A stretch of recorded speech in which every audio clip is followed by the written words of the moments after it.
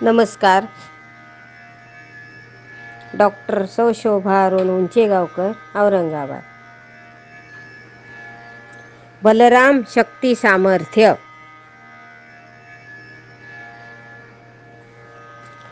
शौनक मुनी सूत मुनींना म्हणाले, मग काय म्हणतात ऋषीवर? आपण कृष्णाच्या पराक्रमाविषयी अनेक कथा आपण ऐकल्या, परंतु बलरामाविषयी काही गोष्टी मला सांगाव्यात. मग बलरामाला 9,000 नागांचे बळ होते. श्रीकृष्ण द्वारकेत राहू लागला. एकदा बलराम, यशोदा, नंद वगैरे गोकुळातील लोकांना भेटण्यासाठी गोकुळात गेला होता.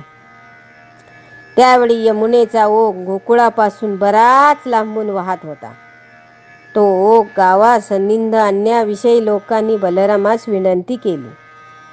तेव्हा बलराम आपला नांगर घेऊन यमुनेवर गेला व तिच्या पात्रात नांगर घालून तिला गोकुळाकडे ओढू लागला.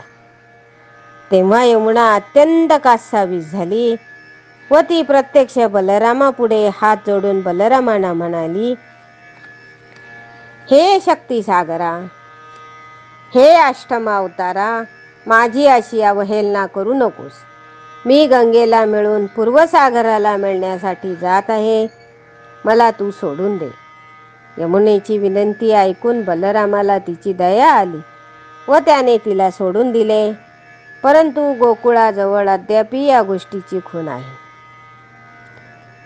पूर्वी द्विविद या नावाचा वानर शक्ती संपन्न असून त्याला 10,000 हत्तींचे बळ होते. तो भौमासुराचा म्हणजे नरकासुराचा अत्यंत जिवलग मित्र होता. भौमासुराच्या मृत्यूची गोष्ट समजतात कृष्ण व बलराम या उभयतांवर तो अत्यंत संतप्त झाला व आपल्या पराक्रमाने त्याने सारा सौराष्ट्र देश हलवून सोडला. एकदा बलराम मद्य पीत असता तेथे हा द्विविद वानर गेला व त्याने बलरामाच्या मद्यात घट फोडला.